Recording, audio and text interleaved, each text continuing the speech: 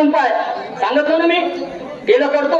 कसं करतो? आधारानं करतो. समजलं की नाही? नियमानं चालणारं तर होत नसते ते ना.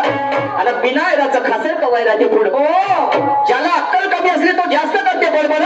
भले त्याने समजू नको शेणाला पुढं. आणि बाबरीच्या झाडाला येतील का आम्हाला पुढं? आमच्या माय बहिणी बसल्या, तमाशा वाईट आहे का जाई? आहे माई. पण काही नंगे नाही, तमाशाने नंग करून टाकला. हो जी घरादारात